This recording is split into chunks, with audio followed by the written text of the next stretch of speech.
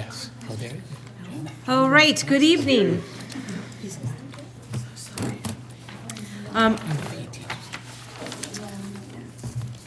I am going to call the Groton Board of Education meeting to order. Today is Monday, December 16th, and it's about 6:03. And our first order of business is the Pledge of Allegiance. And our good friend Dan, would you be willing to lead us? Oh, Dan, it's good to see you.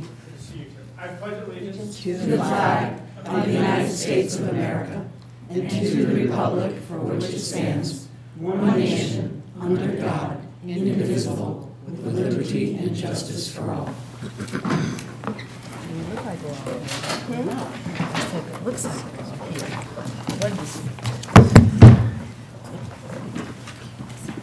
The second is, it is a distinction award, and I will actually ask Dr. Grenier to do that, just to let people know that CABE is the Connecticut Association of Boards of Education, and there was actually, for many years, we have been recognized as a Board of Education for this award. And so, Dr. Grenier. Well, in November at the Cape CAPS Convention, which is held here in Mystic, the board had qualified for a higher level award because they had received 3 out of the last 4 years the first level of achievement, but the second level of achievement is a CABE Board Recognition Award, which is the highest level that the CABE gives out. And what they do is they've attached the year. So in 2002, 3, 4, 5, 6, 7, 8, 9, 14, 16, 18, and now 19. So this is a really a terrific award, and we will put this in a frame, and we will put this up in the central office. And congratulations to the board members for this achievement. Well, thank you. Our next is comments from citizens, and this is the portion of the agenda where the board welcomes comments from citizens. Each presentation should be limited to 5 minutes or less, and citizens should, if possible, submit written comments. Presentations should be related to matters pertinent to Groton. Board members will only ask questions in order to clarify the speaker's presentation and cannot respond during the comments from citizens portion of the board meeting. Citizens should make their presentations from the podium and state their names and addresses for the record. Ms. Joan, did anyone sign? Is there anyone from the audience that would like to come forward? Yes, please. Just please, welcome. It's good to see you. Good to see you too. If you could just state your name. My name is Deja Driscoll-Smith. I'm a junior at Fitch High School. My address is 1333 North Road, and I'm vice president of my class. I came here tonight to talk about the schedule, the proposed schedule for next year's school year. Over the weekend, me and my fellow council members wrote a petition saying why we thought it wasn't beneficial to have the start date when it was. At the time, we were told the start date would be September 8th. I looked at the agenda tonight. I looked and saw it was September 3rd. Is that the start date on record right now? So how about if I help clarify that? So we did hear that there were some concerns about the start date being so late.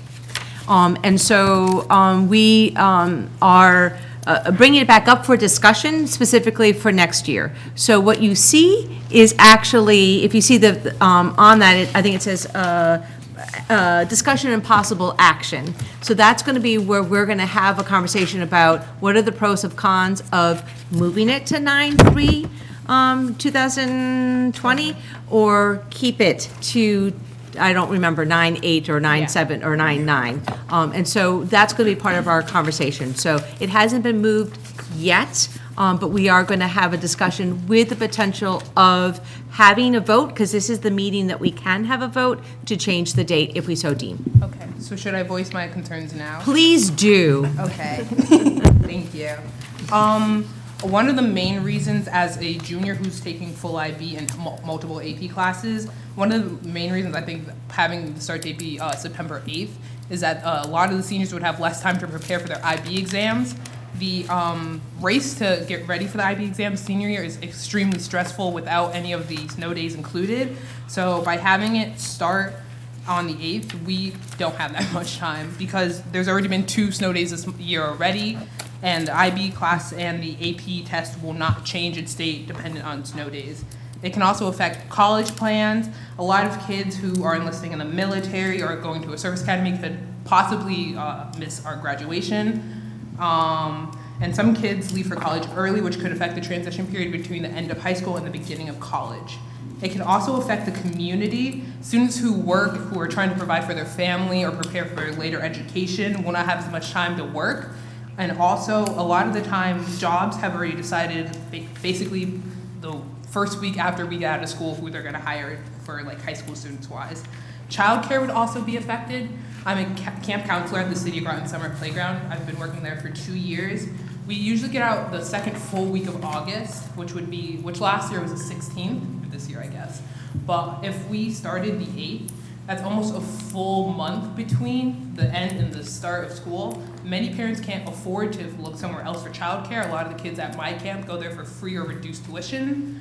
And we could also probably couldn't expand the time of the program because a lot of our camp counselors are college students who would be going away because college will still start at the same time. In conclusion, I understand that construction is off. You can't predict what's going to happen. Something could always go wrong. And I understand why we need to look at the date. I just think pushing it back to that extra week would not be beneficial for Fitch High School students or the community. Thank you. Thank you.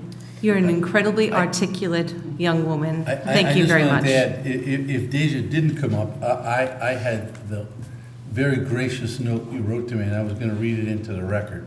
Thank you. But hearing from you personally is a lot better. So thank you. Just for the board, if you haven't seen this, Deja wrote a very respectful but very thoughtful and very convincing argument. So thanks for sharing. Thank you so much.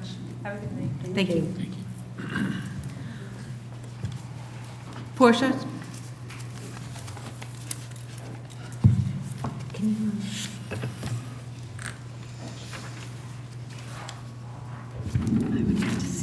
Portia Bordelon, 159 Chenecasset Parkway. For full disclosure, I'm a parent of 2 students in the Groton Public Schools, and also I serve on the town council here in Groton.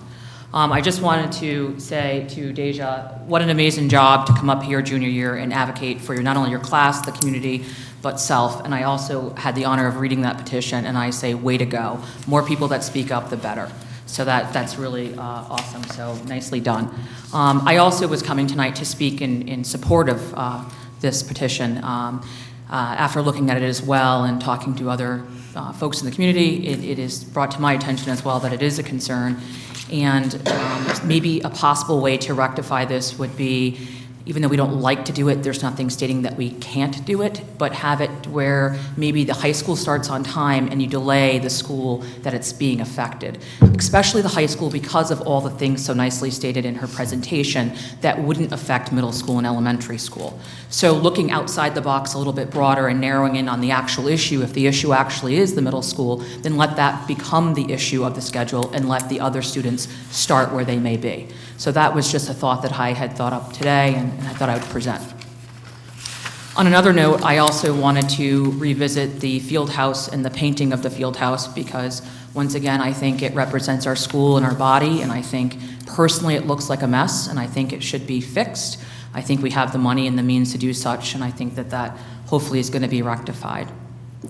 In terms of the I had a constituent, former retired teacher, reach out to me recently and she wasn't sure the direction as to where she should direct her questions, but she was hoping that between Cutler and Westside, maybe some of the bricks would be saved, maybe something to kind of transition the new middle school and have some type of memory blocks that maybe somebody can buy, which then maybe would generate possibly maybe some scholarship funds. I know examples in the community. I know the one down at the senior center. It's a nice way. I know that on the one side of West Side, it's really only a 20-year-old addition, so the bricks might be, usable there. But people are starting to think like that. So I would love information where to direct that and the process on how we're going to kind of keep the memory of the other two schools and maybe even memorialize some in some way. My other concern that I wanted to bring forward is new to me that our career counselor at Fitch High School is only part-time there, and it seems to be more college-driven than actually career readiness. When you look at the whole body of the school and you look at the percent of students that actually go off to college and the students that, because of financial reasons or other means, have to go into the workforce, it would seem to me that the career counselor would be utilized not only to prepare kids to go to college and do all the recruiting all the recruiting stuff, it would make sense that that career counselor is also working for job readiness. How many kids are exiting Fitch High School that actually walk into a job? We talk about the kids that actually land an entry into college. We have recruitment things where we have the cafeteria and it's college fair night. But I feel like there's a large majority of students that are not getting proper service. They get the diploma and then it just ends. And I feel as a town we can do much better. We can offer those kids so much more. I have been told that we are trying to work with EB and come up with a type of plan or training thing. Of course, maybe my children may not benefit, but it's in the pipeline. But it's just a food for thought or an idea that would make sense to me would to have a career fair in the spring and the fall for age 16 to 21. So that way all the kids that have turned 16, you would have a chance to have that available to them, up to 21 to service all children that are in the special ed or have an IEP program that need continuous services through 21. You would also open the door up to returning alumni students. Therefore, a student that graduates at 18 years old can come back and still attend that college fair because they're under the age of 21. And I just think it shows our direction. We can have IB, we can have AP, but what are we really doing for the student body? And that career center shouldn't be career like what college and what career are you going for, but what are you going to do when you leave the high school? Career readiness, meaning landing a job at EB, Pfizer, or somewhere like that. So I think there's a lot of partnerships. There could be landscaping companies that come in. We got EB, we have Pfizer. You put the feelers out there. You guys do the advertising. Let the people come and then work with those students on how they go through to apply for a job and make that as a life skill and readiness. Once again, I appreciate all the work that you do, but I feel that Fitch High School does lack in career readiness, and that means not college readiness. And I think a large majority of students are being not really prepared for the real world, and I think we can do better. And I think making that career counselor a full-time position would not only benefit the college students, but also the career readiness students that would like to go into the workforce. Thank you.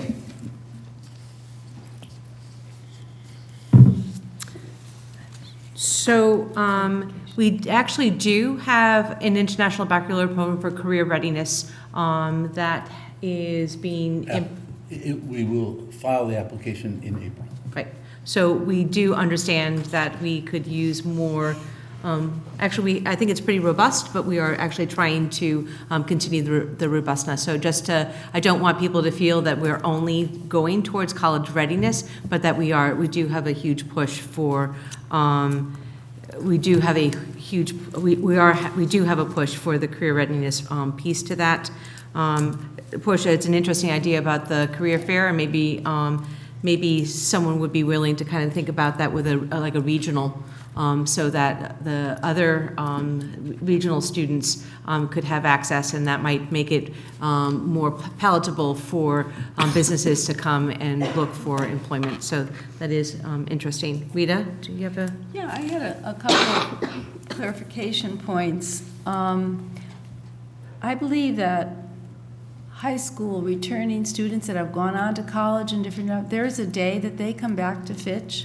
I know my children have taken part in that, where they go and they talk about their experiences, whether it's college, work, whatever. But anyway, they do have a day at Fitch in January that students that have attended Fitch previously and are either out in the workforce or in college can come back and talk to students.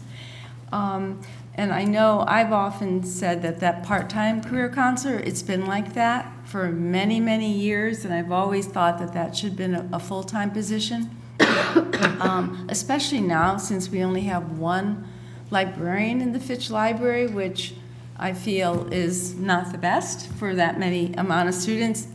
When there was a career counselor there, it sort of offset the burden a little bit. But it would be great for full-time. And I know all the militaries come in and talk to the students, as well as colleges, Pfizer, EB. They do have a day when they all come and speak to the students.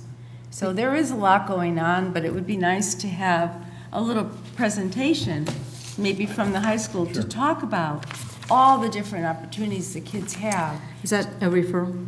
Yes, it's a referral. Yeah, because, I mean, I think that's really, really relevant right now. Not everybody, but it's not just college. Career is career. So there are a lot of different kinds of careers, plumbing, everything. So, Liz? I just wanted to ask, I'm sorry if you can't hear me, I'm recovering, but I wanted to ask, is the construction day still going on? I know Lynn Wisniewski, when she was up at the high school, really reached out to, for skills-based, and I think that's what you're talking about, Portia, is more of a skills-based. I'm not sure exactly. I know we have a very strong nursing program, our CNA program, and our technology, our culinary is coming right up. But there was also a thing, especially when we had kids that were coming from other countries that struggled with English, and they were looking for more hands-on, and one of the things that they had was construction day. So I'm not sure if that's still going. I see our principal from Fitch here. Do you happen to know this? So Liz, we do have a referral being made so that we have a better I'm sorry. understanding. That's You don't fine. interact with them. I and we're not- apologize. I'm new to this deal. That's all right. We'll help you. Okay, thanks. We're glad that you're here. Very glad. All right, any other comments? If not, we're going to move to the student. I think Oh, Jay, I'm sorry. Yeah, no, I just, I want to thank the student for, I'm sorry, Deja. Deja. for coming out tonight. It takes a lot, I think, to stand in front of a group that you may or may not know and articulate the thoughts you had, and they are very valid, and we have heard them, and I'm hoping that we move toward a compromise tonight with the date. Thank you. in the field house, maybe in the spring. Well, my point to that is that Talk that is, about it. Building and grounds. we could do, that could go to building and grounds for referral. But I also think, We're on it. but that's on it. And also just the concept that, never mind. I'm going to move on. Student representative report. So I want to start out with updates from last meeting. On December 6th, 7th, and 8th, the Fitch High School Drama Club put on the production The Miracle on 34th Street. I don't know if any of you are familiar with this, but I was lucky enough to be able to go, and it was a fantastic performance. So I just want to publicly say congratulations to the whole production and the cast members who put on an amazing show. Also on December 12th, the Fitch High School Concert Band, Percussion Ensemble, and Jazz Band put on a concert. I was in this concert, and I think everyone did a great job. And so again, congratulations to all the students involved in that. Seniors are also beginning to hear back from their colleges, as well as some seniors are in the middle of sending out applications. So good luck to all of those seniors, and that's an exciting thing that's happening at the school right now. Okay, class council updates. The juniors are finishing up with their chocolate fundraiser that they just hosted, and they're beginning to plan for Mr. Falcon, which we are very stoked about. The juniors just had a the juniors just had a Moe's fundraiser this past Wednesday, and are planning to have a Texas Roadhouse fundraiser as soon as we come back from winter break in January. The sophomores are continuing to are continuing to plan for upcoming fundraisers, and the freshmen completed an in-school fundraiser this past Friday, December 13th. Excuse me, this is hilarious. In which students and faculty could pay to duct tape the principal, Mr. Kelleher, to the wall. We saw pictures. Good job. And put it on your desk, right? Very funny. Good job. A few updates about More Than Words. On Thursday, December 12th, the More Than Words Club had a meeting with the other More Than Words clubs at Ledyard and New London High School to talk about various upcoming events, including outreach to other schools. The More Than Words is planning an upcoming visit to the middle schools and talking about how to help connect the two schools when they consolidate into one middle school. The More Than Words is also working with the Amphora Club at Fitch to put on a diversity dinner on January 10th from 6 to 8 p.m. It will be in the Falcon Cafe at Fitch. At this event, there will be different talent and also cultural food, and it's supposed to bring the community together and have kids be able to express their culture and their talents. So it'll be a good time. Yes, and then updates about Fitch Athletics. So basketball is preparing for their first game to start off the season this Friday, December 20th at 7, and it is our home game. So the first game, and it's at home. It's wonderful. Wrestling is ready to win their match this Wednesday, December 18th, 2019. And a full schedule of all Fitch athletic events can be found on the Groton Public School website. The Unified Arts class at Fitch is currently working up to put more bulletins around the Fitch High School halls to show more art. So that's an exciting thing you can look for at Fitch. And the Fitch Music Department will perform an in-school concert this Friday, December 20th, 2019. The Humanitarian Club at Fitch is collaborating with the Fitch High School Food Services to raise awareness that we have currently switched from styrofoam trays at Fitch to a more sustainable trays. So they're raising awareness about that, getting students involved, and also is starting a campaign to get more students at Fitch to recycle. So that's what they're focusing on and working to improve the sustainability at Fitch. So updates about midterm exams and the end of the the second quarter, excuse me. The first quarter and second quarter of the 2018 to 2019 school year is planned to close on Friday, January 24th, 2020.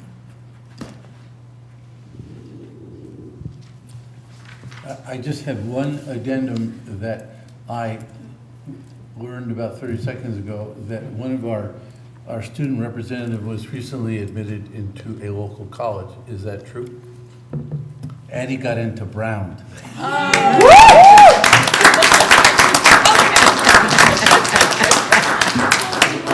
One of the most competitive colleges in the country, and extremely difficult. It is a reflection not only of her leadership and her musical ability and artistic ability, but her academic. It thrills me, but it comes as no surprise. Congratulations. Thank you Congratulations. so much. Yay.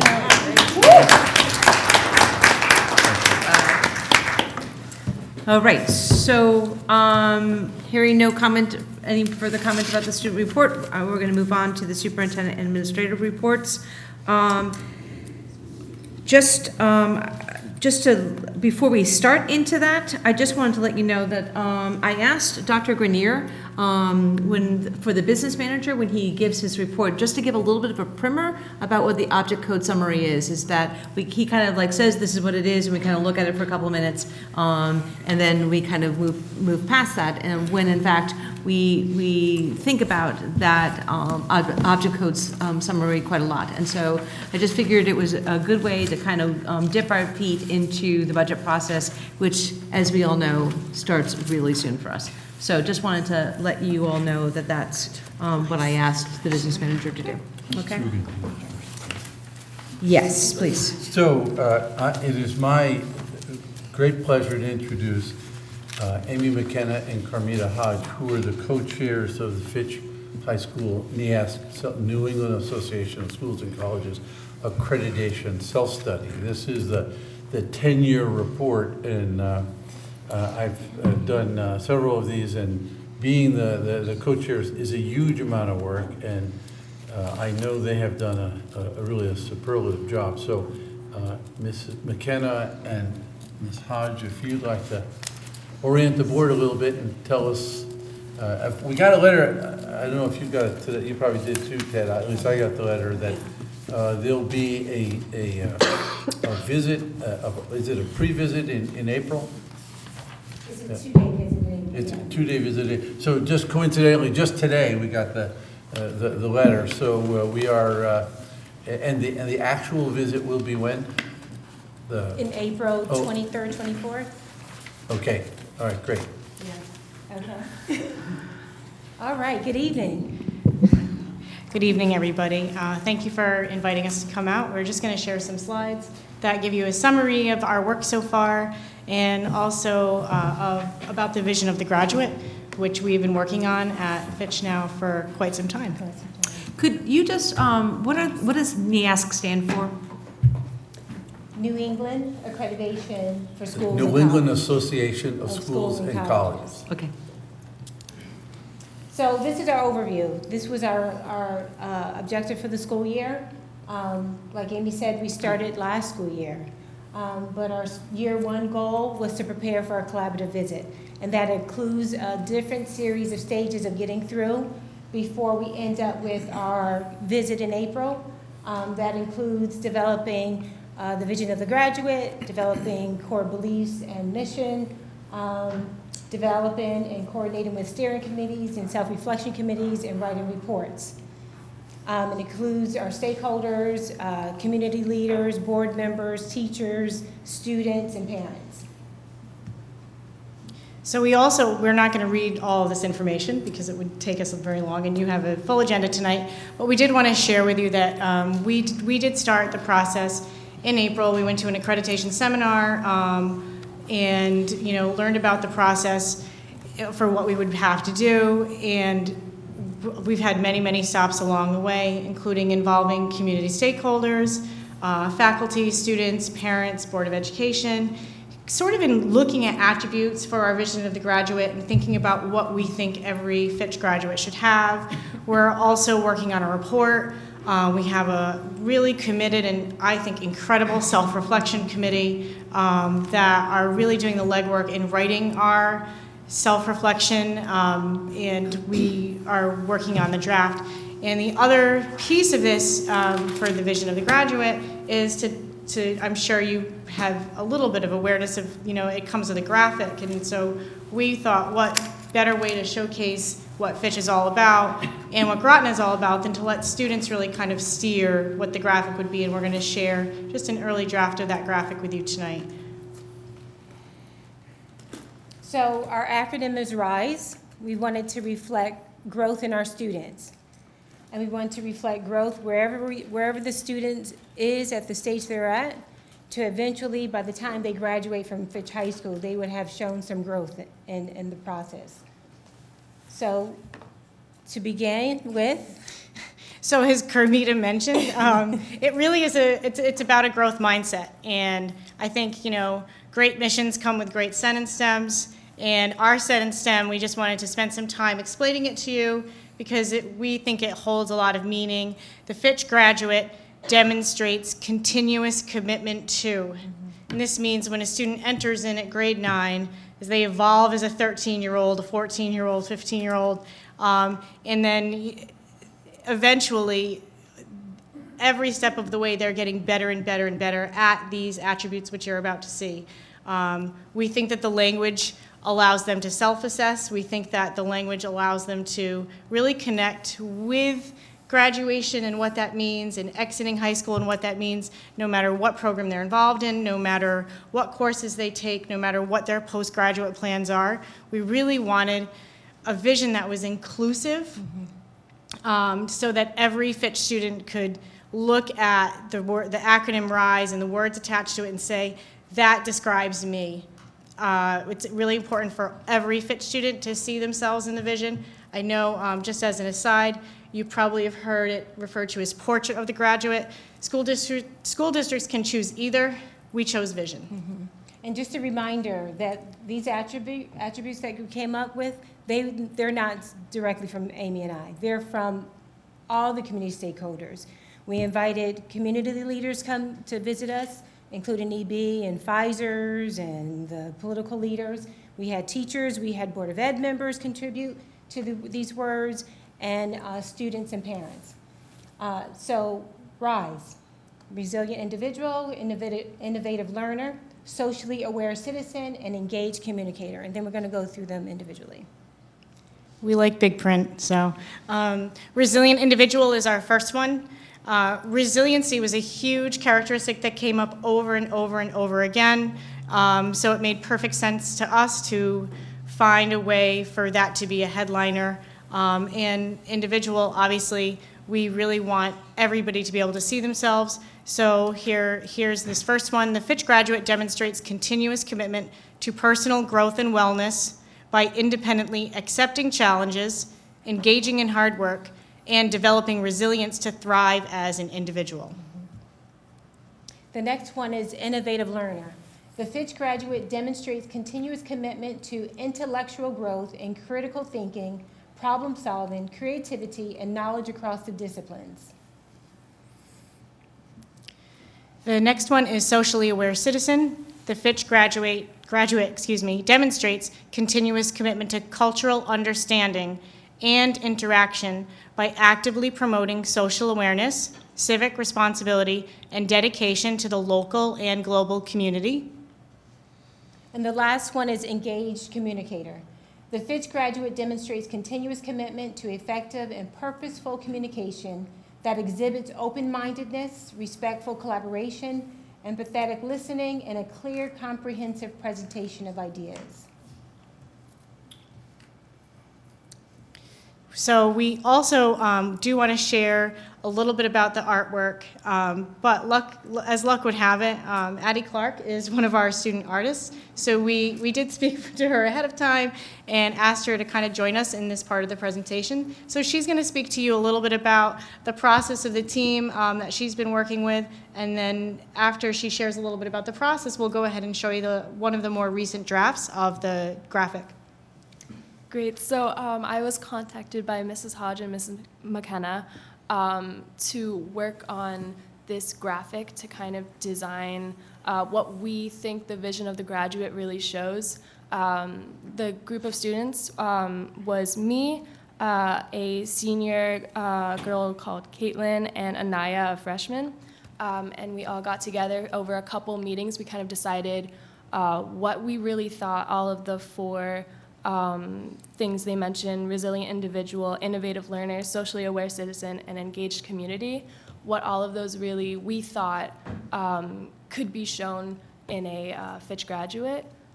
So we kind of like bounced ideas off of each other and thought about different things. And what we came up is right there, if I can talk about it really quickly. So this is an early draft. I think we're going to go through a couple different things just to make it easier to see, maybe change the colors a little bit, but the gist, I think, will be the same. So we thought that resilient individual was kind of showed through people climbing up books and people who won't stop until they get to the top. And we thought that this could kind of be shown through like stacked books and people climbing up. We thought innovative learner was there's different ways to get to the top always. So you can see people climbing on different sides in different ways. And socially aware citizen, you can see at the top it's a little small, but you can see there's people talking next to a globe, and there's a girl who's looking through a spyglass. So these are just small kind of ways that you can show that this image shows that they're connecting with the world and they are aware of what's outside. Even when they've reached the top, there's a place to go.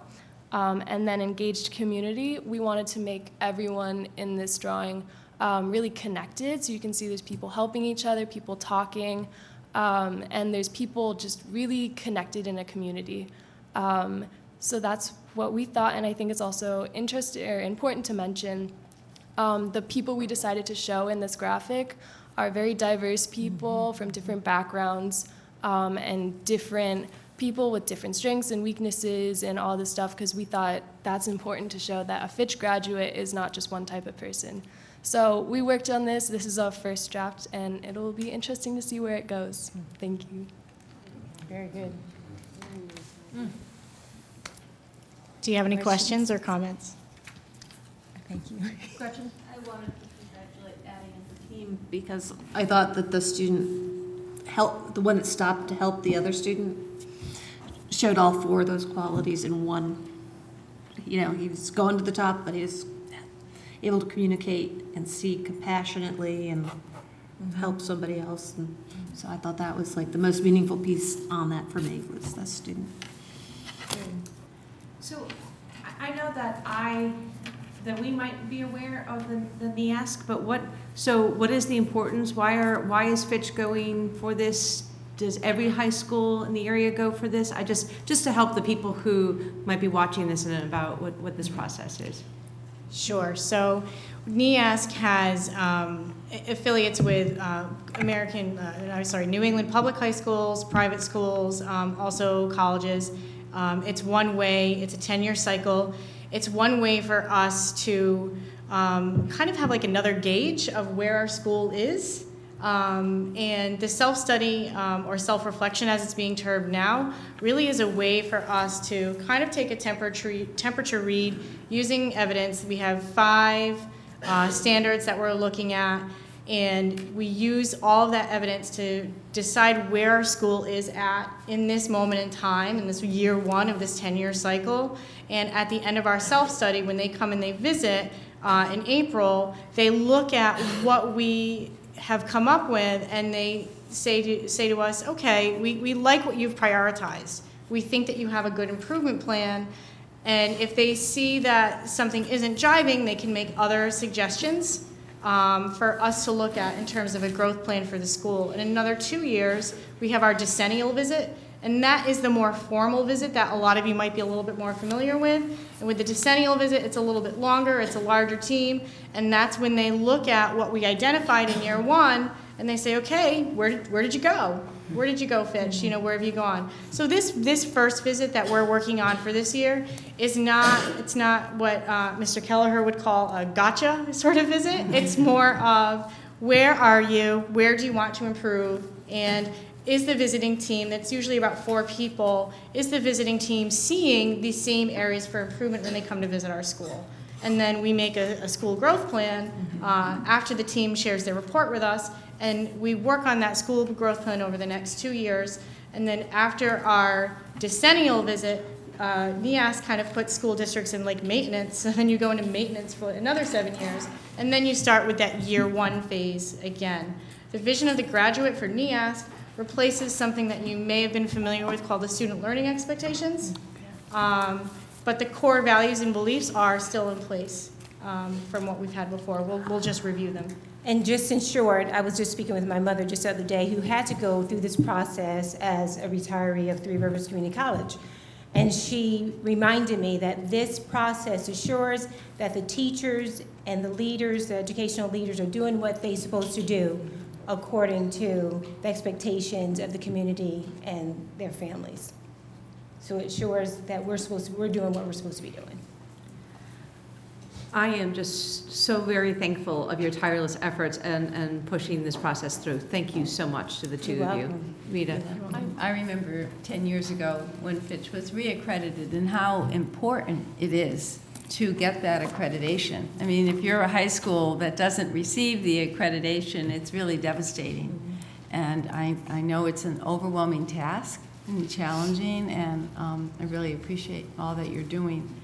But it's so important for our town, because I know, I believe it was North Stonington a couple of years ago, they were put on like a warning if they hadn't made certain improvements to their high school. I mean, it's even the building, you know, and whether or not what your facility is like. There's so many aspects of this. Yeah. So, but anyway, so it's a big task, and thank you.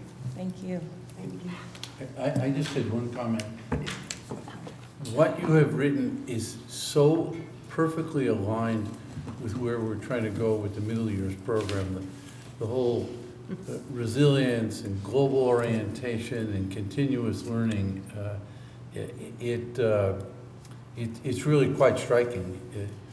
We could take this presentation and do it for MYP, and we'd be fine to change the title. Because the principles are exactly the same, and I think you've done really a remarkable job aligning those two things, so congratulations. Yeah, the synergy is beautiful. Thank you. Thank you. Nice job. All right, we are going to move on to the update on Groton Middle School schedules. Well, we are continuing to work on the schedule. The latest development is we got the team together, the team that you saw. We brought them to the tech team, and right now, today, I believe, the entire program of studies has been written. So we are now ready to have children go online and the current 5th, 6th, and 7th graders and select their courses. Once we get that information, that will be put into the Power School scheduling module. And we're actually going to do a couple of versions that we'll come and share with you. But this was sort of a big step because scheduling is really, there are two facets to scheduling. One is the what do you actually want to offer to the children, and the other one is the technical part. How do you actually get it in the computer? And so we had kind of a tech team and a scheduling program team, and last week they came together. I'm happy to report. So we should by tomorrow be prepared to have, we'll probably launch it, of course, after the holiday, but we'll get word out, and students will actually, current 5th, 6th, and 7th graders will actually sign up for their courses, and then we'll come back and show you at least a couple of different versions that we've been fiddling with. Lee? At our last COW meeting, when St. Ben came, Yes. who is the one that is able to look at these Yes, and yeah. understand it, Yeah. I was awed by it. He is, Ben Strauss, a West Side science teacher, has put in a huge amount of work into this. It's been refined. Susan has taken a look at this, and she's come up with a version that may even be superior. So we're going to show you a couple of versions, and I think you'll be very pleased. St. Susan. Hearing nothing else, we're going to be moving on. Hello, Susan. That was a good segue. So last week you may recall that I shared with the Board of Ed the magnet theme survey, and the process was to be that the teachers would take a look at the survey and give us feedback. We'd come back to the board and share what we learned from that, and then we will get it ready to go out to the parents in the community. And so that is actually happening today. I also CC'd the Board of Ed members on the Google form, so you could actually take it yourself, and I think I even put a special place for you. Yeah, you did. I saw that. I opened it, and I didn't know we were supposed to fill it out yet. Certainly start it now if you I didn't know what like the to. rules were. Okay. No, and I would say it's an interesting survey in that from the task force that met 2 years ago probably, we were able to have descriptors, and then we added to that by finding sites that we thought were really very encouraging and sample-like that parents could get on and look at. So I encourage you to get on the links and see either the video clip or the school's website as an example of some of those different themes. And then the survey is to be completed by teachers by December 19th, 2019. I thought that was a good day. And that way it'll give us time to kind of take a look at it and look through the responses and be able to present that back to you. And then one of the things that Mike and I were able to do today, and we've been waiting for a very long time for this, through the EXPECT grant, which, as you know, the EXPECT grant was really designed for the middle school, and it's around equity, excellence, and pride. And through that grant, they supported both Rick Callenberg, who came to us last year and, interviewed and met with a lot of people, and this Michael Alves, who is an educational planner, a real expert and consultant around socioeconomic integration and making sure that we really have diverse community down to the classroom. So, and that's really our goal, whether we're talking about the one middle school or whether we're talking about all of our magnetized elementary schools, and of course the high school too. So, what he's been able to do, and this is so interesting, and I'm, looking forward to sharing this in more detail with the board, but he was able to come up with, using census data, census block group information, which is really a geographic representation that includes socioeconomic information on income and the adult caregivers' amount of education in the household. And all of those things will help us to make sure that we have balance in our classrooms, which is really what we want, and in our schools. So, I know Mike wanted to be able to add on to this, but it was really an exciting day, and we learned a lot. So he is, and I don't say this lightly, he is the national leader, the national expert on what they call controlled choice. How do you create truly diversified schools without, which would be illegal, without assigning children by race? So what we've done today is he asked for, without names, of course, information, Power School information, which we'll give him in a spreadsheet, and he's going to run a beta test. He's going to run an initial draft of getting kids onto teams that will be balanced socioeconomically. So what we want to avoid, of course, is having one of the three teams at the middle school sort of be a reflection of West Side and another one reflection of Cutler. We wanted to avoid that. We wanted to actually make sure that the children are together. And he has been involved since the 70s, since the mid-70s, and he put a very similar plan together for Cambridge, Massachusetts. And many other places across. Oh yeah, like dozens of Raleigh, Durham, Chicago, Boston, New York. And Learn uses. Right. Yes. And Learn He came to us through Learn. So he's a colleague of this fellow Rick Callenberg that we used, and he is really terrific. So I think he'll turn this information around by mid-January.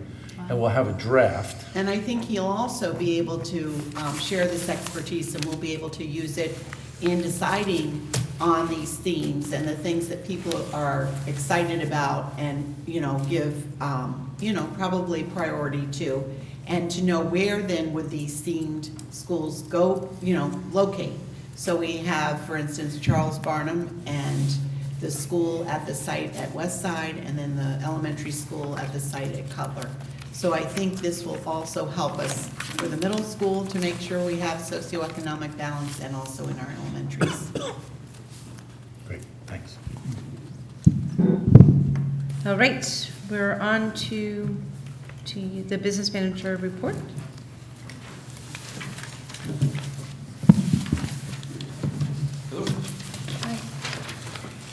So attachment number 1 is what we're going to be going over. And I'm going to go over it in a little bit of detail, just so everyone understands what it is that we look at every month. This is a 6-page document. When we say object code summary, really just the first page is the object code summary. It's a 1-page look at what was budgeted, what has been spent, and where we think we're going to end up. The second, third, fourth, and fifth pages, it's the same information, just in more detail. So for instance, the first line, administrators, can be broken down on line number 48, 49, 50, and 51 as administrators, principals, assistant principals, and deans. it's just the front page is just a nice, easy, succinct way to look at it. The very last page this is the same information, once again, broken down by our different programs. So if we wanted to know how much our elementary program, our art program, our language arts cost, and where we are to budget, that's all listed right here. So it's the same information, just presented 3 different ways. So back to the front page, what we present here is the FY20 budget that was approved. Then we lay in what's been expended and what's been encumbered. Expended means we've actually sent a check out and the money's been spent. Encumbered means we've kind of put a placeholder in and said, we've got to save this because we know we're going to use it soon. And that comes to a total. We compare that against budget. That's what the remaining balance column is. And then the FY20 estimate is where we actually think we're going to end up for the year. Kind of going down the page now, all of our expenses are broken out into 8 basic buckets: salaries, benefits, purchase services, property services, a big transportation and tuition section, supplies, equipment, and fees. These are common across all boards of ed. For us here, for salaries, for instance, we expect to be $191,881 over our original budget. And this happens for various reasons. We hire folks that we didn't anticipate in the budget. Some of these costs come in higher than what we expect, and that's what causes that type of an increase. For benefits, this is where health insurance and Social Security and the biggest variance here being our severance paid out to retiring teachers. We actually have some savings in this line because we're able to pay some of those severances in the prior year. Purchase services, these are services that we do not provide in-house. We bring outside services in. These could be evaluations, it could be legal services, just services that we can't provide in-house. These are pretty much on budget year to date. Property services, these are services to keep the property going. It's mostly Sam's domain. We're slightly over budget here, but we'll be covered off. Transportation, insurance, communication, and tuition. This is a big one. It's $11 million. It's a lot of money. Transportation is contracted, so we know exactly how much we're going to be spending there. The biggest wild card in here would be our tuitions. These are out-of-district tuitions for both regular and special education students. Our regular education tuition is up over the prior year. This is due to more students going out of district, as well as there was an increase from the city of New London. So that's driving that increase. But we have a decrease to budget from special education students.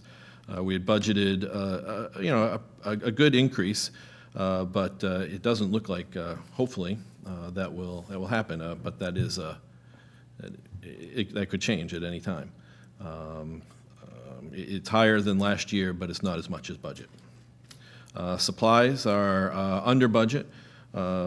We have asked the principals to hold back 25% of their site budgets for the time being until we can be sure that we'll be able to hit all these numbers. So they are all complying, and we are in very good shape with regards to supplies. Equipment and dues and fees are in budget.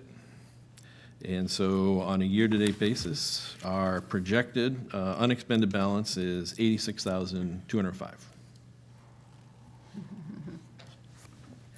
All right, that's a lot of talking. Which is about 1/10 of 1%. Right. Yeah, it's a very small percentage. But I think we're watching it. We're watching it every 2 weeks. Actually, we produce this, and we just watch it like a hawk and make sure we're on track. So The tuition was up because of the children going to the New London magnet schools? No, not necessarily. Okay. Going to magnet schools in general, Okay. but the City of New London did increase their tuitions slightly. So that doesn't necessarily mean that we have more students going to these? Well, we It's do because the combination. Friendship School opened, and we have several more students at the Friendship School. Okay, The Friendship School only recently opened to everyone. okay. Is that the one in Waterford? Yes, Oh, it used to okay. be New London, Waterford, now Yes. it's Learn, and Okay. And then can I just have one more question then? And then, do we feel like, going back up to the top one, the salaries, is that somewhat normal for this time of year for us? Yeah, last year we actually had, it was going the other way. We actually had a projected unexpended amount instead of a negative number there. Last year we had a lot of retirements that were filled at a lower rate. Okay. This year that there were less retirements, and so it was less of that happening. Okay. We do reforecast that on a biweekly basis after every payroll, so we're tracking very close to that and anticipate, unless there's a change, but I don't anticipate any changes. Okay. Thank you, Rita. Rita? Oh, I was just wondering if we could have a referral about why we're providing transportation to the Friendship School. Is it for the kindergarten students, or is it the 3- and 4-year-old program? We're not providing transportation. So we're not providing transportation. I thought No, you no. just said at the Tuition. Is it I'm sorry, tuition, right. But I thought tuition was paid for by parents. Only for the preschoolers, the kindergarten children we pay. We pay. We need to get a good representative on that Learn board Yes. Well, I really to drive thought. the tuition cost Yeah, down. the tuition is going, they're all going up a little know, bit. I know. But It's- I really thought, though, Yeah. that most of the students there, a lot of them are on free and reduced lunch, and that even if you do have to pay the tuition, you're reimbursed. Is that the case? No, I don't, believe- no, we pay Not the the tuition. students you have. Correct. We have to Going pay. there. Yes, we pay the tuition for those kindergarten children. And could you tell us about how many that is from Groton? The number 37 is in my head. But that, I think that's probably 37 pre-K and K. Okay. So I think it's maybe 15 or 20 kindergarten children that we pay. Right. But it made the numbers go up a bit on the out-of-district magnet choice. 1 second, Gretchen. Okay, Rita? I don't think so, but I know for the parents, for the 3- and 4-year-old program, it's phenomenal. They have 10 to 1, the students, they have OT, PT. I mean, it's really amazing, and it's Yeah. for $4,000 a year. So, and they could go early in the morning till stay at 6 at night. It's wonderful that that Waterford pulled out, and now it has opened up to surrounding towns, so. Yeah, it's a terrific program. I will recognize Denise. Do you have to go to the mic? Can you go to the mic, please? And then I got you, Gretchen. Our latest enrollment report has 65 at the Friendship School, so I believe that's the So maybe increase. 37 with the kindergarten children. Yeah, 65. That's quite a bit over last year. Yeah. Yeah. That accounts for what Ken was saying. There's more children in magnet schools. Thank you. Gretchen? I swear that one child who just is both Fitch students in their middle school, they've been Groton kids their whole lives, were at the Friendship School for middle school. No, No, there isn't. it's just a K. It's a Three, 4, and 5. pre-K. No, it's not 3, 4, 5. It's 3-year-olds, Oh, 4-year-olds, yeah, 5-year-olds. 3 and 4, yeah. 3, 4, 5. 3, 4, and 5-year-olds. Yeah. Oh, I'm gonna have to talk to my sister-in-law then. I'm thinking the dual language is a Learn School. Yeah, that's a a middle Learn school. School. It's in Waterford. Yes. That's it. Yep. Okay. Do we have any other questions about the object code? I guess it makes me bad. No. If not, can we move on to the health insurance? So the health insurance claims report is not available. It comes out at the end of the third week. So we would be expecting towards the end of this week to be getting the October report, so we don't have that right now. Okay. But Dr. Grenier did help me, ask me to maybe give a little background on a health insurance plan and the health insurance reserve, another primer, just to make sure we're all on the same page. Just so everyone understands, we have a self-insured health insurance plan with the town. Total number of employees covered in that plan is about 1,000, a little bit less. 2/3 of them come from the Board of Ed, so we're a big chunk of that plan. The part of having a self-insured health insurance plan means we have to have a reserve, which means a fund to pay for just health insurance expenses. So we set up this reserve, and one of the requirements of the reserve is that we have to maintain a minimum of 25% of expected claims. They call this the corridor, and this is the minimum amount that you need to have in order to have a self-insured plan. The fact of the matter, though, is you want more than just the minimum, but you don't want too much either. You want somewhere in between. We here have been striving to keep the amount above the corridor between 1 and 3 months worth of claims, which the board has done an excellent job of doing. So this means for the Board of Ed, annual claims are about $14 million, which means that the corridor needs to be $3.5 million. The 1 to 3 months of claims, that's another $3 to $4 million. And this is the amount, that $3 to $4 million, that the board will look at periodically, especially during the budget time, and make decisions on whether or not it should be adjusted or whether the amount is correct. This past budget process for this year, FY20, the board determined we should bring it down by $1.3 million, and so that's what the budget reflects right now. So that's kind of the process of our health insurance reserve. I don't know if that's helpful. It is very helpful, because once again, we're going to be talking about these phrases We will. and so it's just nice to kind of begin to have our feet kind of get wet. It's kind of like, it drags us into it. That's a wrong word to use. I don't mean drag. That was an excellent explanation. I haven't ever heard it quite that succinct, and it was terrific. All right, any questions? I agree. No, I'm just grateful. Yeah. Yeah. All right. So we're going to move on to the Director of Building and Grounds. And yes, I will make time for you. Good evening. I have three things that I'll report on tonight. The first item is the Groton 2020. Last week on Tuesday, Dr. Grenier and I went along with Rick Norris, Bob Austin LaFrance, the chairman of the building committee, and the architect and project leaders to the State Department to make a presentation on the Cutler Elementary site in hopes of getting authorization to go out to bid.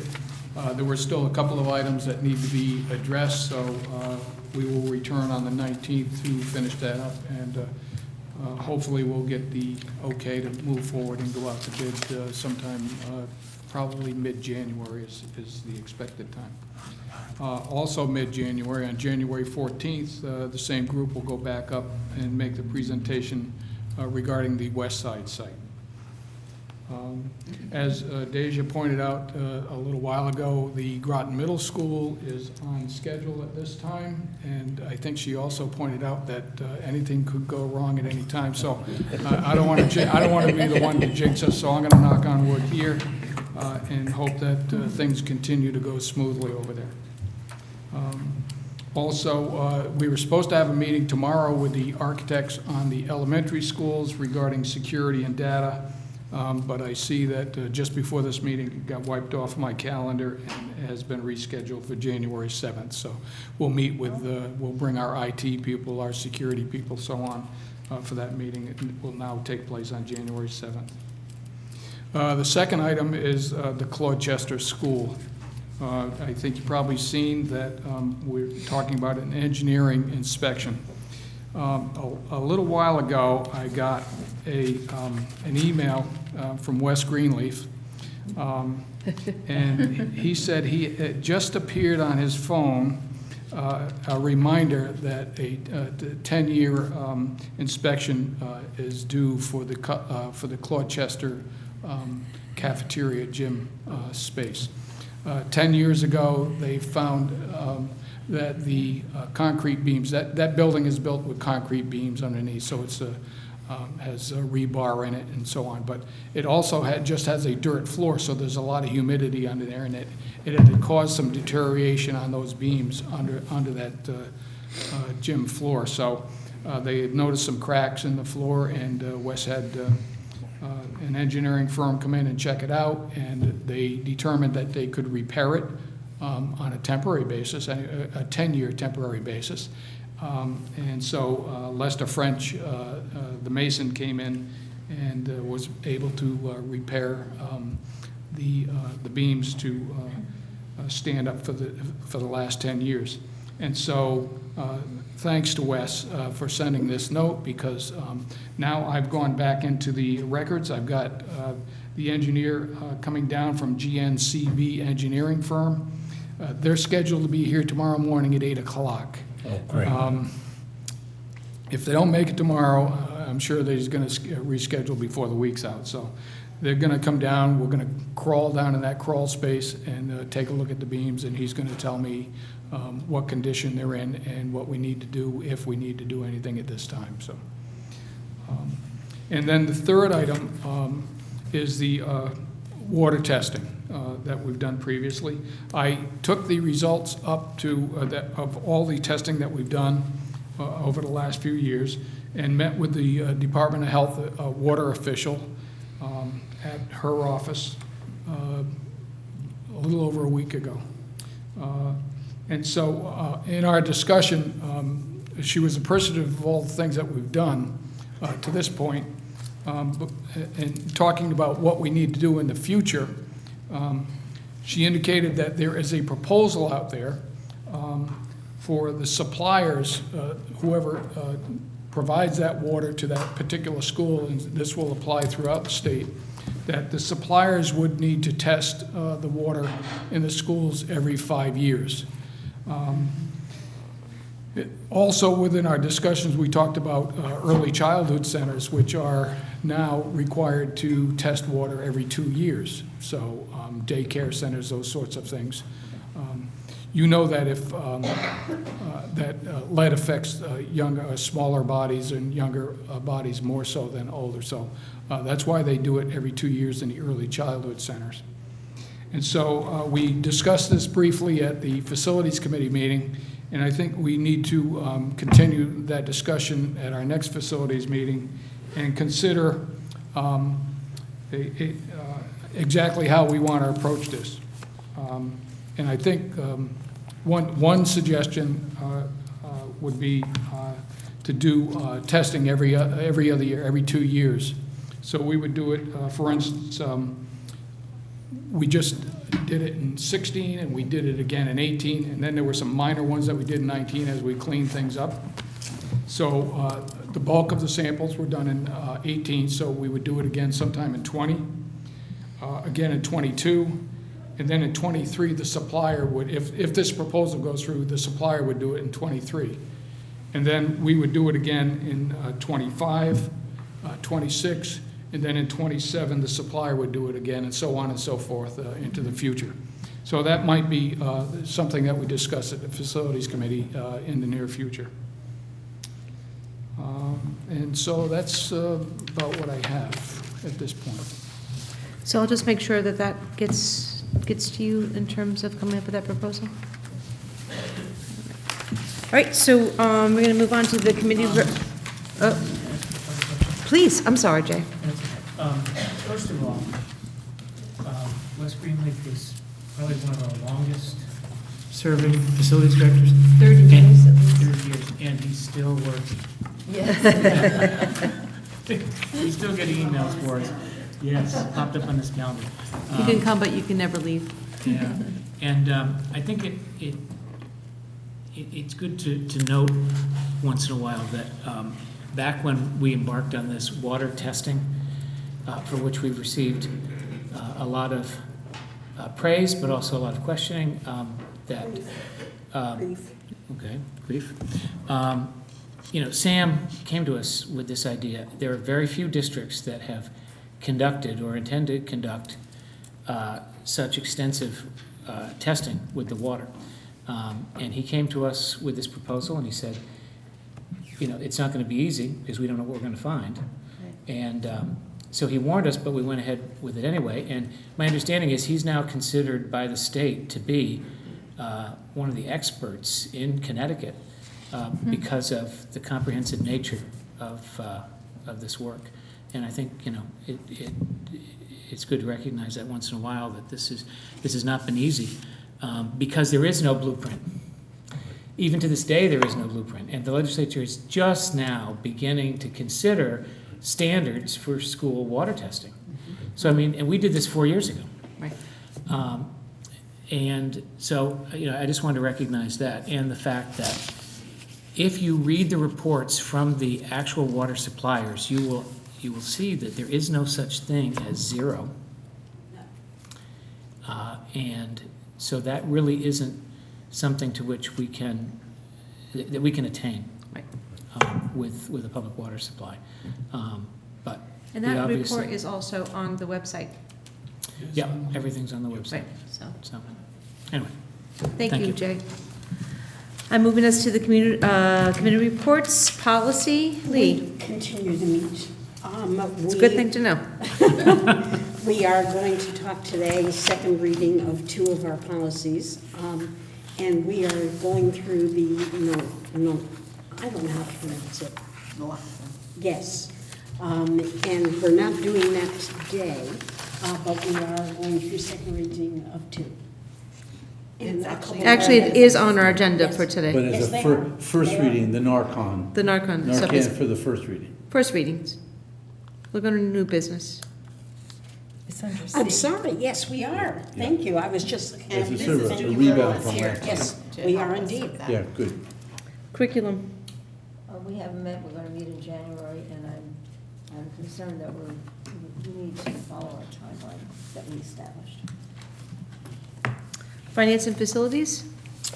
So we met on December 5th, and we discussed several things that Sam brought up tonight, including Gloucester Engineering, the fact that the state is just now beginning to go into water testing standards. We discussed the fiscal year 21 budget development. I know you're all looking forward to that. That's a highlight of our calendar. We looked again at a review of the advertising and promotion agreement form.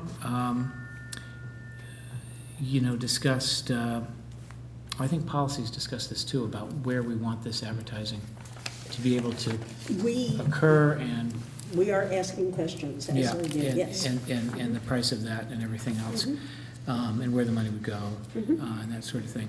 And we also discussed non-union salaries, wages, and stipends, so that we can have something to put into the budget and discuss it, very early in the budget process, so that it's not perceived that it came up, at the last minute. So we've already come up with that.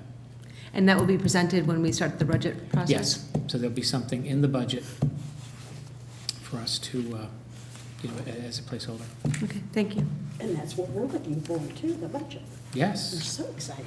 All right. I'm moving us on to Learn. Rita? Yes, we had a meeting last Thursday. The Deputy Executive Director, Bridget Gordon-Hickey, and one of their certified behavioral analysts, Jessica Uzzoni, presented a very powerful presentation on school avoidance. School refusal, why children refuse to go to school, chronic absenteeism. It was fabulous, and I do have the PowerPoint presentation. If anybody on the board would like it, I could pass it on. From all the different reasons why a child, starting from very young through high school, why they may not want to go to school. I mean, one of the things they pointed out, if a child has a sick sibling that is home, maybe with cancer or something, they feel that they can't go to school, that if they leave that home, the mother and the child would not be able to manage. I mean, it's just amazing in a child's mind. But it's a great presentation, and I'd be very happy to share it with anybody who would like it. Yeah, it was fascinating. We also talked about, let's see, that Central Connecticut State University has gotten in touch with Learn to have a partnership so that teachers could get an 092 there at Learn with Central rather than just going with the Sacred Heart one. So I thought that, so they're in discussions on having Central come down to Learn, which is a very convenient place for teachers to come in our area. Let's see, they gave another snapshot on the monthly hirings, and we did vote on the increases in tuition, unfortunately. But, you know, they had 3 years in a row of zeros. So it was 1.5 for the science and the French, I believe, the science and the Friendship School, and the other schools will be 2%. But our cost to send a child to the multicultural magnet school is only $3,000. I mean, these aren't great, you know, so when you say 2%, it's not a lot of money. Right. But they really did have 3 years of zeros and really tried to keep it in check. That's it. All right, so the Board of, yes. Can I just ask real quick? So only Sacred Heart offers that certification right now, and it's, what does the 092 allow someone to do? Intermediate administrator. To become intermediate. It's not the only one, it's the only local one. Okay. UConn has it. UConn. Okay. Central in New Britain, and Southern in New Haven. But this would be great. Yeah. Even Sacred Hearts, you have to go to Norwich, is it? Where is there? Or Lisbon. Lisbon. Yeah. Yeah, it's quite a distance. Yeah. That's kind of cool that partnership could happen. So the Board of Ed, Town Council, RTM liaison, we will, once again, beginning of the year, to get an organizing meeting again, and to see what the appetite is from the other bodies. And the Board of Ed, AGSA, GEA liaison has not had a meeting as of, it's going to happen soon. But we haven't had, there's no new, is it January? And trails? I officially apologize, I missed both meetings this month. Okay, and then the same with the Groton Scholarship, okay. I'm busy. All right, we're done with the committee reports, going to action items, and so I will accept we're at the consent agenda, and I will accept a motion for the regular meeting minutes of November 25th and December 9th, both of 2019. So move. I have Lee. I'll second it. And it's second. Are there any questions about those? All those in favor, please say aye. Aye. Oppose? Abstain? Motion has carried. I'm going to go to old business. I'm going to ask the board if we can just move number 3, because talking about dedication, Deja is still here. And so if we can just move the discussion of number 3 to first, and just to rotate that. Do I hear any consent? Okay, all right.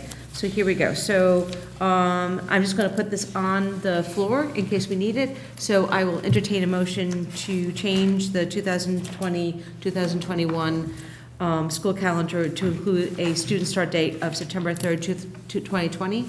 Can I have Andrea. Second. And I have a second. Now we're at discussion. Jay. So we're discussion. Liz? I just have a question. Oh, I'm sorry. Why did you go back just to September 3rd and not look back at the last week of August?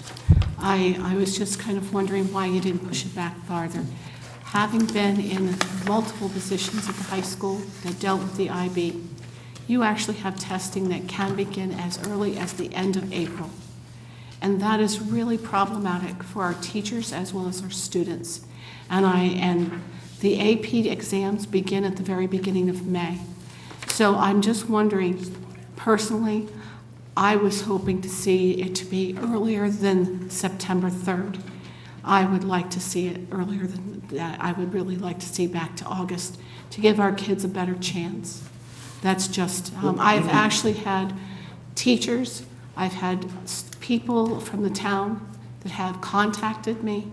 This was a big question that I had to field during the campaign, and many people want to see this move back to that very end of August, that very last week.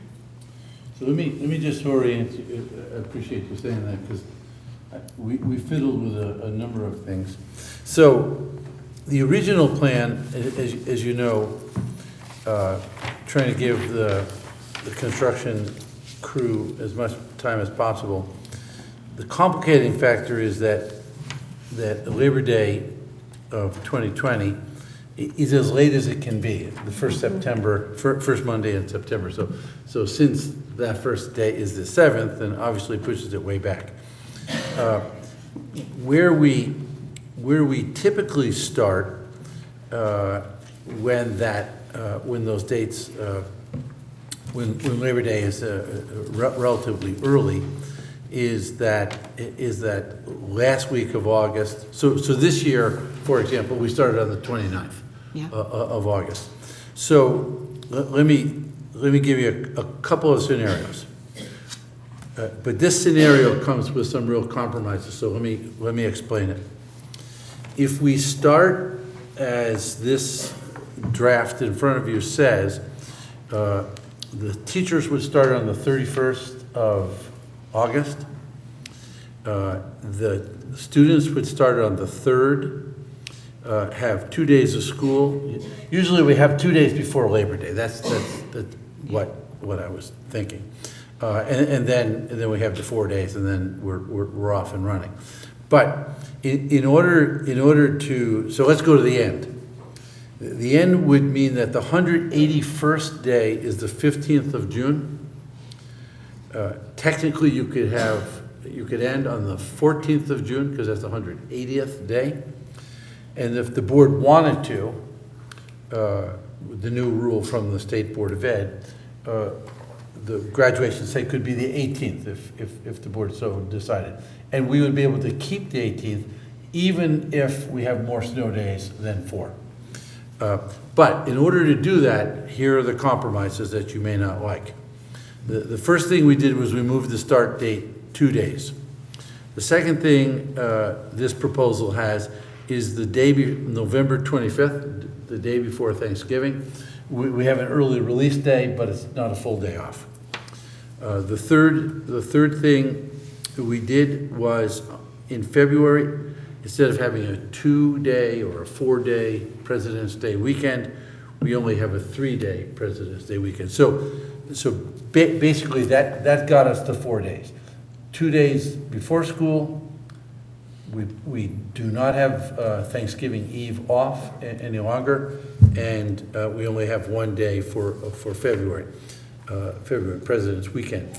So if we do that, then as I say, the 14th and the 15th would be the 180th, 181st day, and graduation could be on the 18th. If we went back 2 weeks, then what would happen would be the teachers would come in on the 24th, which is a full 2 weeks before Labor Day, which that would not be what we've done over the last several years, but we could. And then the students would come in on the 27th and the 28th. Then they would have the full week of the 31st. So they would start with 2 days, then have 5 days, then go to 4 days. And so the idea, if we wanted to do it almost exactly the way we did it this year, it would be the teachers would come in on the 31st. That is to say, they would come in the week before Labor Day. The kids would come in 2 days, have 2 days of school before Labor Day. And all of that would result in, if the board so deemed, a graduation date of the 18th.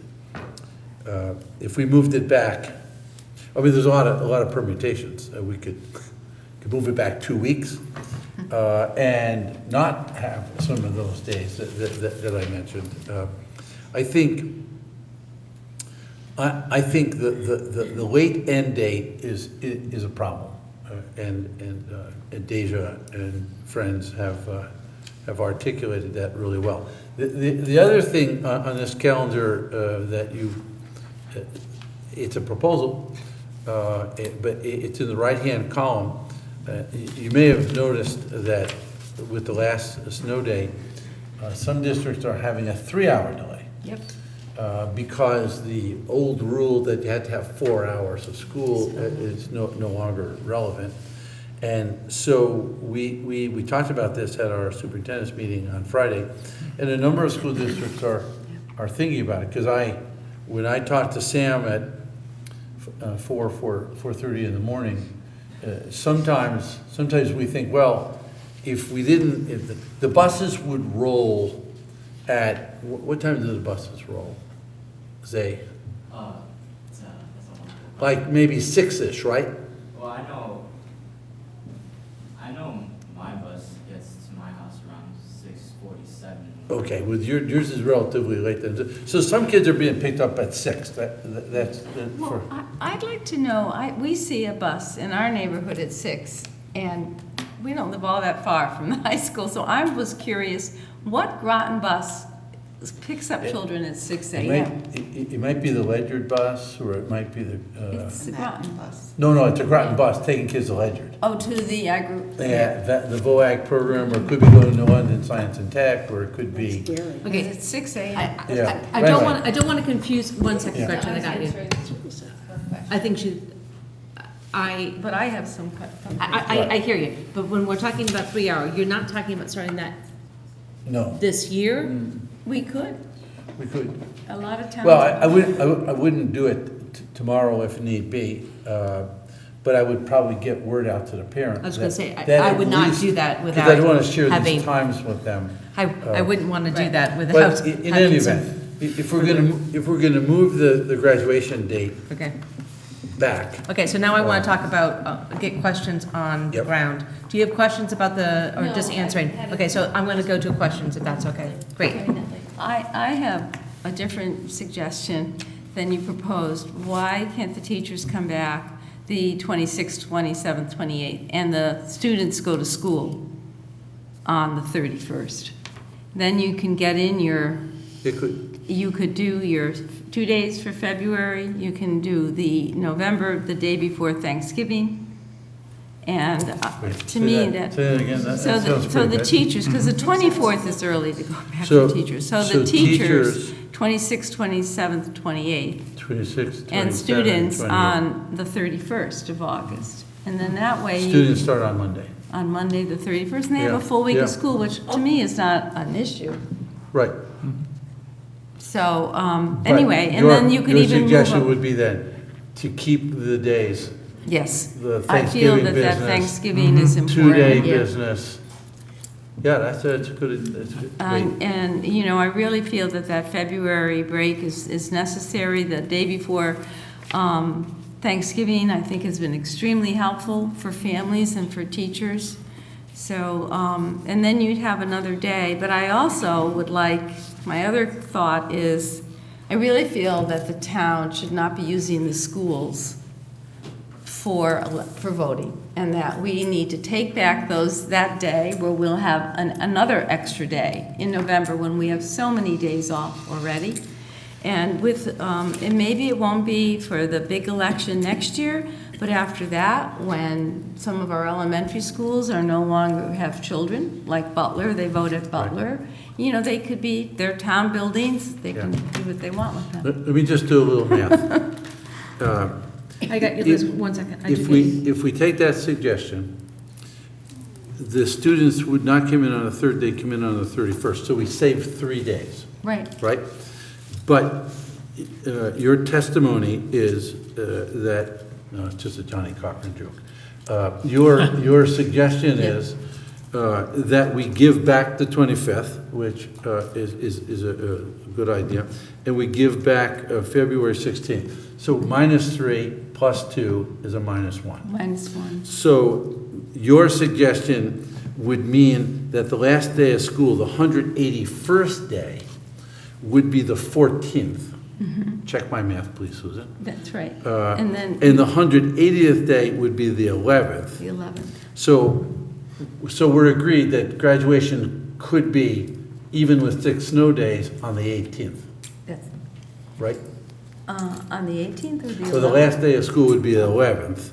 And then we have. And you give yourself some snow days, and graduation is on the 18th. So we're starting early, and I like that. Liz? I just also wanted to recommend that a lot of people, a lot of areas are still going to school on Veterans Day. And I understand that it's a good, there are some people who I think it's a good learning experience. And to put to take that, the 11th of November, looking at your calendar, our calendar, it's very broken up in the fall. And it really we need more contact time. Yep. And I think November 11th, this year, giving that not as a day off, and then possibly in the future, when we have the space to be able to accommodate the elections, to have school, and then the 3rd, we need more contact time as our curricula gets more and more diverse and more intense. We need more contact time with our kids.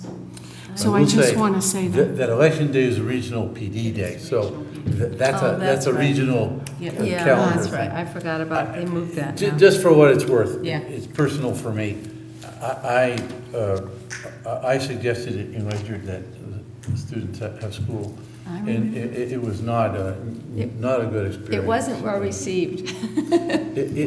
You're talking about Election Day or Veterans Day? Veterans Day. Yeah, that's a hard. Especially the military-dependent children. And I thought that the board tested the waters by taking Columbus by Day? Columbus Day, and that didn't work. So I get it. I hear you. Rationally, it's a very good, and instructionally, I think it makes all the sense in the world.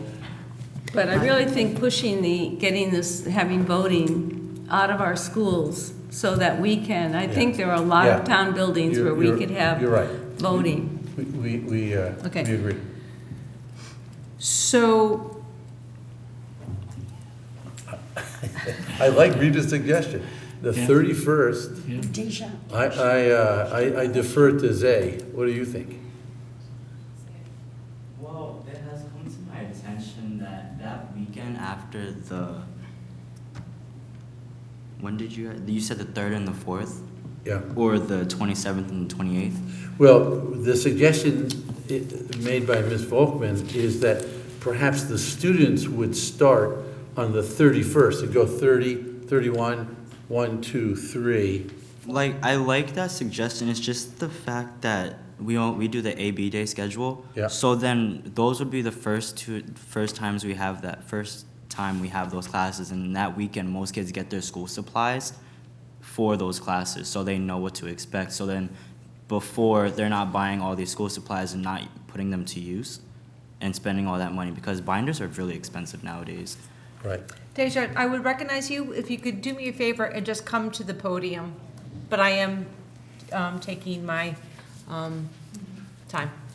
To piggyback off of what Zay said, a lot of parents don't get paid till later in the week. So having us come back in on that Monday, a lot of kids wouldn't be able to get to the store to get the school supplies, wouldn't be able to afford it at that point. And a lot of us get school supplies before the fact, and we realized that we didn't need half of the things we got based on the syllabus. That's all I wanted to say about that. Thank you. So, well, let me draw the inference. So, I think you and Zay are inferring that perhaps it would be better to start on the 27th? Yes, I think even if. So you have your A day, B day, a weekend. That moves us 2 full weeks. I think And I want to be respectful to Doug. Starting on the 24th for teachers is early. It's very early. It's early, and it cuts the summer short. Yeah, I think one of the things, and I love the fact that it's been a while since I've had a student in high school, so I just really appreciate your talking about that. I think we're at a place where I don't think we're going to be able to make everyone really happy. And we do, unfortunately for you and Zay to understand, is that we also have contractual obligations for the teachers, and to start back on the 24th feels like that would be too early, and may not work. But I am wondering if we were to do this, whether, because you do have your principal kind of sitting kind of behind you, maybe to the right, is that maybe we could have some conversation, or make sure that the high school has some conversation, so that if you go to an A-B schedule, so that you can get your supplies or not get over supplies. I mean, I sort of feel that there's many ways that we can kind of skin that fish. So that's sort of what I would like to say to that. Gretchen? Could we ask our teachers to put online their supplies, because the Right. school supplies are mostly Right. on sale in August, and that's when I've always bought my children. And if I waited until September Right. or late August, you couldn't find a 1-inch binder to save your soul in this state. Right, right. And Gretchen, I think you just piggybacked around my comment, is that maybe we can have the teachers get somewhat creative about what sort of you would need for supplies. I mean, I think that there's multiple ways of kind of doing that. Liz? Another idea, if you don't want to keep the balance of the A and B, is to have the kids start on the 1st of September. You know, that's really annoying. I was going to say the same thing. I tell you, and I've only been here how long? You know, already we're on the same. So wavelength. have them. That would move then the teachers would be move the the teachers 27th. to Friday, No, Thursday, Friday, Monday, and off we go. Can I also add that one of the nice things about our schedule, as we've known it, is that we have the first 2 days for students to come in, and that's when we do our primary screening for preschool and kindergarten, and then they come in for a couple days, you know, kind of to get acclimated, and then you have that nice long weekend for Labor Day, and then we're off and rolling. Right. So it's kind of a nice gradual way to come back to school. So, and it sounds like that would also help support families too. Yes. To give them. So I'm not quite sure what Yeah, I hear yeah. you saying. Tell me the conclusion I'm supposed to draw from what you just said. 27. No, So- but talk in numbers. So, in other words, if they came back on Tuesday, the first Yeah. and second Okay. would be The for kids. 1st through 12th grade. Yeah. I'm with And the kindergarten and preschools would have their final screenings you. Okay. that they I'm have. with you. And then they could come in then on the 3rd and 4th. So we'd have everybody pre-K through 12 That'd be nice. for those 2 days. And then, So Doug, teachers start 27, 28, which is consistent with, I think those are literally the days we started this year. Right. And then they do a 31st, and then the kids come in 1, 2, 3, 4,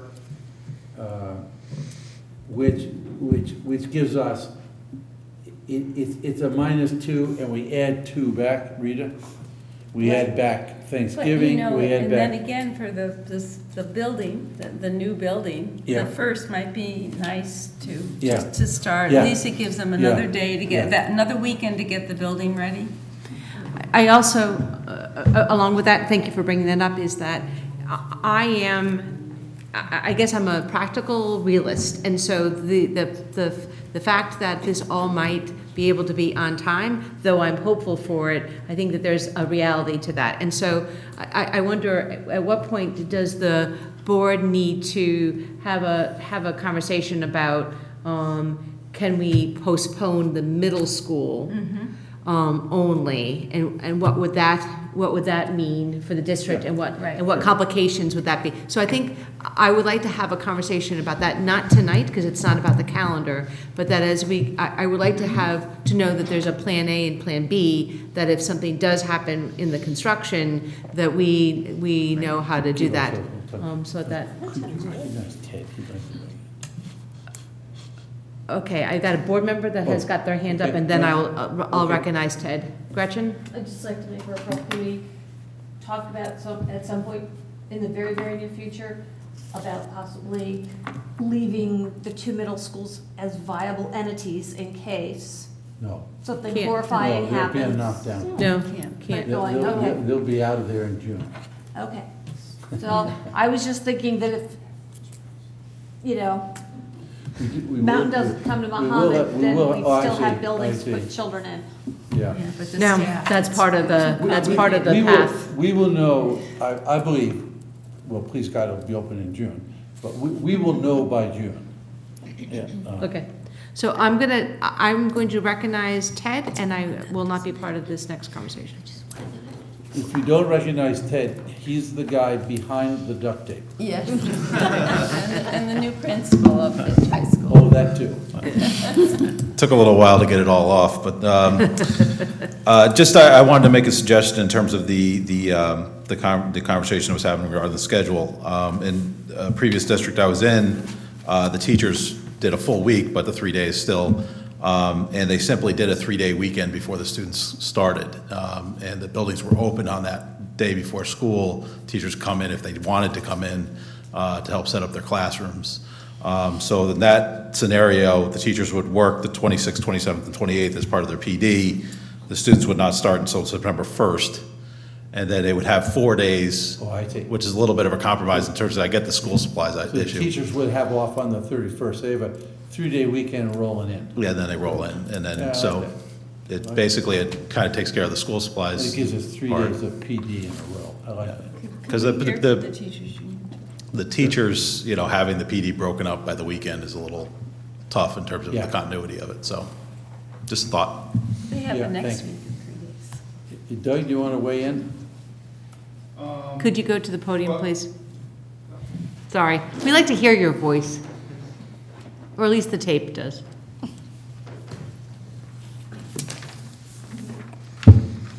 Well, I like Dr. Grenier's idea, to be honest with you, what he suggested. But the 26th, starting the 27th and the 28th is also, you know, viable. I don't think you're going to please everybody. Right. I think it's almost, you know, to try and please everybody is, I think you just got to set the schedule and, you know, get a consensus and go with it. Yeah, well, I knew that we were running too early.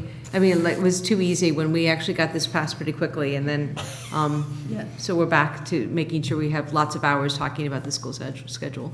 So, your feeling is that the teachers come in the 26th, 27th, 28th, and everyone starts on August 31st? No. No. What was your suggestion? 27, 28. Yeah, 27th, 28th. Oh, and 31st? Yes. Okay. And the students on the 1st? Yes, that Tuesday. I will say this, if I had to break the tie and I was a teacher, I would want to be there on the 31st. Right. Because I'm nervous and I want to get my classroom totally squared away and Yeah. everything, so. I like And it extends my summer a little bit. But the beauty of your suggestion, Rita, is that we pick up 2 days. Right. And. But we're and I not think we getting meet out the needs- earlier. We meet the needs of the kids and some of the IB stuff and all that. Thanks, Doug. All right, so what is, okay. All right. I would like to make, I'm going to just throw an amendment Yeah. to our motion that's on the floor. All right? And so the amendment would be that the school would start For teachers. on the 27th of August, 28th, and 31st, with the students coming in on the 1st. Can I have a second? I'll second that. But also, we need to know, keep the 25th of November a full day off, Yes. and give 2 days for Well, February President's Weekend. One day more on this. 1 day more. Okay. It's like 15, right? Okay, 15 so, or 16? all right, so the continuation of the amendment is with bringing back the Wednesday before Thanksgiving is a full day off. Yep. And then adding another day to the President's Day, which would be the 16th, I'm assuming. Yep. Because it's Tuesday, right? Yep. and that all the ancillary things around pre-K screenings and stuff can be just put onto the calendar. We never Yeah, really vote on that stuff. Right. Can I have a Could we talk about graduation? Just have asked her. You don't have to. Yeah, you don't have to, but if you say it's the 18th, that's it. It's over. But we made the decision that we would talk about that in February. Yeah. When we know about the snow No, but I days. meant for people to know when the last day of school is, not just graduation, but the last So day the of last school. day of school would be June 11th. Is that correct? Unless. It's actually June 14th. That's the 181st day. 14th. Okay. Would the 180th day be June 14th? 101st, 81st. Yes, 181st, June 14th. Yes. Does that make sense? That's part of my amendment. Yeah, that is in fact true. June 14th is the 181st day. Whether you like it or not. Okay, so now I am going to ask for a second to my amendment. Second. I got Lee, and then I'm going to take Liz. Is that okay that you went to the second? Okay. All right. Liz Porter. Do I have any other discussion on this on this amendment? I just have one question. Would elementary school, would all students be able to finish on the 11th? Yes. And it's the teachers that come in on the 181st day only. So students would really be done on the 11th. Yes, but we. Provided that there's no snow days. However, Yeah, no snow days. there may Well, be some snow days. There might be snow days, but I meant If officially. it falls on a Monday, yes, officially. It's really Yeah. really a Friday. Right. It's the 181st is for teachers. Well, technically it's for students now, because the teachers have a contract to teach for 181 days. Oh, So I we thought would they have were to have an having MOU a for that. conference. We could do it, but we'd have to have it. No, I was just curious. No, the last day, it really is 181st day. Okay. For instructional purposes. For instruction. All right, any other discussion? Just a question. Columbus Day, are we sailing the ocean blue or are we in school? We're off. They So- just got the Mayflower. So this is the. Okay, wait. This is All right, the any- Deja Driscoll All right, any other? motion. Any other further conversation about the discussion about this amendment? All those in favor of the amendment that's on the floor? Do you want me to repeat it? No. Thank you. We- All those in favor, please say aye. Aye. Oppose? Abstain? The amendment has passed. I now have to go back to the original motion on the floor. So now I am going, so the main motion with, as amended, all those, can I go right, do I have to, all those in favor of the main motion as amended, please say aye. Aye. Oppose? Abstain? The motion is carried. Deja, you rule. No, but not really. They didn't get off early. We're going to call it the Deja calendar. But Thank it you. still might happen, because in February, we could do the date. All right. So I'm going to now go to, Jay, would you please be willing to read the motion on old business, which is now our number 2 item? Let's see. I move to approve as a second reading of policy P5141.214, sunscreen. Can I have a second to that, please? Second. Jane has seconded it. Do we have any discussion?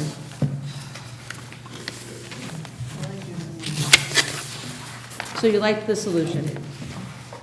All right. Any further discussion? All those in favor of the policy policy 5141.214 sunscreen, please say aye. Aye. Oppose? Abstain? Motion has carried. Lee, would you please be willing to read number 2 I motion? will. To approve as a second reading of policy P6163.32, service animals and regulation for policy P6163.32, service animals. Can I have a second? Jane has seconded it again. Sorry, it just gets stuck in my tongue. And is there any discussion about the regulations or policy? All those in favor of the second reading of the policy of P 6163.32, service animals and regulation for the policy service animals, please say aye. Aye. Oppose, abstain, motion has carried. We're now on to new business. Rita, would you please be willing to read the motion for under new business? Yes. To approve as a first reading of policy P 5141.213, emergency administration of, I always have a hard time too, Lee, Naxapron. Is that it? Naloxone. Naloxone. Can I have a second to this, please? Second. Liz has seconded. So discussion about this policy, please. So Denise Doolittle is here, and she and Mark Romano had met with the policy committee to kind of review what do we already have in place that could support, that we could take this on. So I'll let her speak to that. Thank you, Susan. We've been working with the policy committee to learn a little bit more about what's happening in our region in terms of the naloxone policies and the opioid epidemic and how they're impacting schools. And we've learned that in our region, most of the schools in our region have a policy that allows for the school nurse to be trained to administer naloxone and have naloxone on site within the school buildings at the secondary levels primarily. Stonington introduced the policy first to their high school, and then they just recently expanded it to their middle school. The policy would apply to anyone in the building who may be experiencing an overdose as a result of opioids. Leah Hendricks would oversee the training of the nurses. There is a program that provides free naloxone to high schools. The dosage includes 2 nasal sprays. Sometimes 1 is not sufficient, and an individual may require a second dosage of the nasal spray. The the prescriptions have a shelf life of 18 to 24 months, so it's a pretty long shelf life. We've included standing orders in the packet that Dr. Blayfeld would sign off on. He's also been involved in the development of the policy and is the medical advisor, I believe, in Stonington as well. We've also been working with Mark Romano and the athletic trainer Bethany Grady at the high school, because the policy really only relates to times when school is in session and the nurse is in the building, because the nurse is the only medical personnel allowed to administer the medication. So Bethany and Mark is at a conference in Washington this evening, so he was unable to be here. But they have provided information in terms of the extracurricular activities. So for example, dances pretty much always have a police officer present outside the school as well as inside, and police officers are trained and they do carry Narcan. Bethany Grady, our athletic advisor, is a pretty amazing person. I enjoyed meeting her and talking to her. She has been through the training on her own and does carry Narcan. She keeps it in her car. She would be available to administer under our Good Samaritan policy. She was pretty impressive when I asked her how she manages to be present at multiple events after school, and she told me that she makes it a point to go to the baseball field and then to the softball field. She makes it a point to be at, for a certain period of time, all of the events that are happening after school, particularly when there are simultaneous events happening on the same day.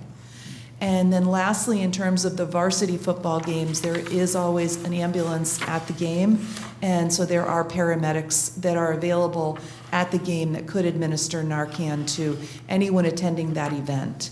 So we wanted to be sure that we not only had the school day covered, but we had the extracurricular activities covered. The last thing that I will say is that the policy is very open. It does not specify that the Narcan will only be available at the high school and the middle schools. And when we inquired about that, we were told that many districts choose to have it open so that they can modify and provide the medication in other buildings as times change. So for example, Stonington had it only at the high school. Now they also have the medication available at their middle schools. We've worked with Dr. Grenier and Susan, and they have requested that we consider having the naloxone available at our high school and our middle schools, which will eventually be one middle school. So we wanted you to have all of the information in terms of what the availability of this medication to anyone who's in the school building during the day, as well as after school hours during extracurricular events and dances. Any questions? Yeah, I just wanted to ask, when you say extracurricular, are you talking about, would you just define that time for me, Denise, please? Because I'm thinking about extra help after school and things of that nature, and I know the nurse goes home. Right. So who would be, you know? No, thank you. We were specifically targeting activities after school where there would be spectators, in addition to student athletes and community members available, you know, to participate, cheer on the students. You know, opportunities where there would be crowds of people and someone may, you know, require this type of intervention. Thank you. I will, if I could just add one more thing. One of the reasons why the policy hasn't come before the board before now is because the high school is so close to the police department.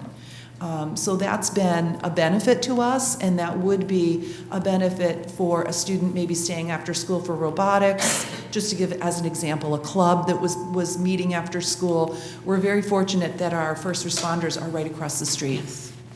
Agreed. So I've got Rita, Lee, and Jay. My question is when, let's say there's an away game, and who then is responsible?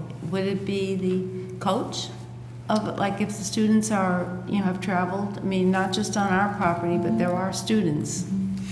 No, the coaches would not be authorized to administer the medication. It would strictly be a nurse, a school nurse, paramedic, first responder, and we are fortunate that when Bethany is on site, she does carry and is trained to administer and would be covered under the the Good Samaritan policy. I'm thinking more of an away game, and let's say in Killingly, and they've traveled an hour on the bus, and maybe something went on. Who would be there? Would it be then the responsibility of the school district that we're visiting? If Bethany wasn't there, it would be a call to 911, or it would be a first responder in that town. Okay, thank you. Lee? Bethany can teach people to use this. She is a trainer, right? I don't know that. Oh, I thought she was. I'm not clear on that. But if she is, and she is freelance, sort of, she's not on salaried here, she could teach other people to use it, if she can teach. My understanding from Leah and Dr. Blayfeld is that only a medical personnel under the auspices of the school district would be authorized through the policy to administer the medication. But we're still in first reading here, so we could find out. I thought that maybe Rosemary could train people. She cannot. I don't think that can be done. I'm sorry, I shouldn't jump in, but I don't think it's quite that easy. No, I didn't. No, it's not easy. That's why I thought that maybe Bethany is a trainer who could train other people to do it. I don't know the answer to that. Yeah, I'm not clear on that. Yeah. I know that for the purposes of the school, when school is in operation, the only person that would be authorized would be the school nurse. No, I understand. Or a first responder. Yes. The follow-up to this will be to take a deeper dive into the Good Samaritan. Yes. So that's where this kind of conversation can come up. For this, for the sake of this policy, it's really the medical professionals, right, and first responders. But we can certainly look at that policy in Good Samaritan. Yes. Jay. And that's where I'm getting tripped up. Is we're talking about this trainer who's not a nurse, right? No. And so she's covering a Good Samaritan, but the coaches can't. So, Well, there could be other individuals who are trained to administer Narcan and have it in their vehicle or on their person. So Bethany is an example of that. We were a little concerned that we only have an ambulance at varsity football games. So we wanted to kind of broaden our, our perspective in terms of what would be some other options for extracurricular activities other than varsity football. So the policy is written to permit school nurses, but it's not to prevent Good Samaritans. So you're... That's correct, that's right. Okay, so coaches could sign up for the training. And they would be covered. They would be covered under It's gonna Good be Samaritan. looked at, to be looked We're going to look But at they it. wouldn't necessarily have access to the supply Not the school district at supply. the school district That's right, supply. correct. They would have to have So their own. I think that it got a little bit confusing when you brought the trainer in, because my comment would be is that that's only as good as we have that specific trainer. So I think that if we could just kind of stay to the fact that it has to be underneath the school. I hear that that's part of before the second reading, is to a deeper dive into the Good Samaritan. Sure. Yeah, because, I'm not sure how quickly you have to respond to this. This is all locked up in a nurse's office, and then all of a sudden there's an emergency. Well, the school nurse isn't there at night, and so we've spent, I have no idea how much money's involved, but we spent money on stocking all this, and... It's really simple, especially for this school. I'm sorry. The responders are right across the street. So that's an easy fix. Right. Right. Yeah. And then secondly, I don't think we want too many, because then it could become like a Walmart. Wait a minute, who's here today? Who's on? People could get confused by having problems of remembering who's who has the drug, et cetera. I need to finish with Jay and then Liz. So Jay, can you get specific about what your concern is? I'm not quite sure I understand. Well, I'm just saying, so we've got this expectation this is available, but it's not really available unless a nurse is there to dispense it.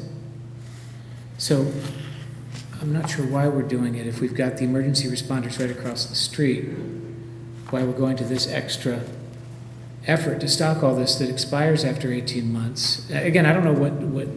There's no cost for the high school. Oh, there's no cost? No. It's free to the high school. It's free to the high school, and I think for the middle school, it's $75. Correct. Correct. But I've been told that it's very, very difficult to administer this in a bad way. Maybe I'm misunderstanding, but... I didn't understand. I'm sorry. In other words, is it dangerous? I mean, I don't know. I'm just trying to figure out why we're creating all this stockpile that only one person in the building can use, that might not even be there during events such as sports. I didn't and hear a everything. stockpile, and I believe that this is the times that we are living in, and it's probably very important that we have some type of policy about this with a regulation that in the school day, the nurse has it. And that, I guess, once again, let's not confuse things. Let's know that we need to go for the extracurricular activities. If a person is carrying it and then trained, their risk, their liability comes through the Good Samaritan. Yes. Okay. See, I'm not familiar with that policy. I'm not against doing it. Okay. It's just, if it's confusing me at this point, Okay, I think what got confusing is that we brought in the trainer for the extracurricular activities, and I think. But we that- said that coaches weren't going to do it, and so that's where I'm confused. Okay, so, right. I don't think we have a policy that our coaches have to be trained in how to do Narcan, because I think that's going down a rabbit hole that we probably don't need to go onto. Okay. I agree. Kim? I've got Liz, and then I will recognize Andrew. I just want to clarify, is the policy, just want to make sure I'm understanding, is the policy that we're asking is that the nurse is the one person in the building. Is that, you know, That's what the that's policy what it states. says. Yes. So, That's what the policy says. So Yes. that's what I just wanted to make sure. That's all. And because, Liz, because the nurse is only in the building when school is in session, Right, we just wanted to provide some additional information about after school. I understand. We were I think- anticipating questions about that. I'm unclear about whether the elementary schools are going to be, if this is available to the elementary school. No. I heard open, and then I heard middle school and high school, but I don't know what exactly does open to what. I mean, Well, the policy does not specify what schools the medication would be available in, so that if in the future we wanted to go back and add the medication to other schools, we could. But our recommendation is that the medication would only be available in the middle school and the high school. Lee? I would also like to say that at policy, that was a question that came up about what if it is not an opioid problem? Could it hurt people? And the answer is no, it would not hurt. If somebody was vaping, whatever that even means, and we use naloxone, could that hurt the person? No, it will not. So This makes me feel very ill. Correct. Jay? So, sorry to belabor the point, but what I thought we were getting at was opening it up, because people in this field have said to me, why can't teachers just have it in their desk if they want to? And so we are not, that's coming under the Good Samaritan. The only purpose of this policy is to authorize the purchase and custody of the drug by the nurse, and it doesn't affect any other. And so if a teacher, I'm all for more availability of anything that's going to save anybody's life. Right. So, right now, a teacher can take the training, buy it with their own funds, put it in their desk, and we have no policy against that. Well, that's why I recommend we look at that Good Samaritan. Right. We're gonna relook at policy. that. That will correlate with this, and we Right. could possibly do that in our next policy in the new Yes, year. we will. And we'll get that started and bring We that shall. to you. That'll answer some more questions.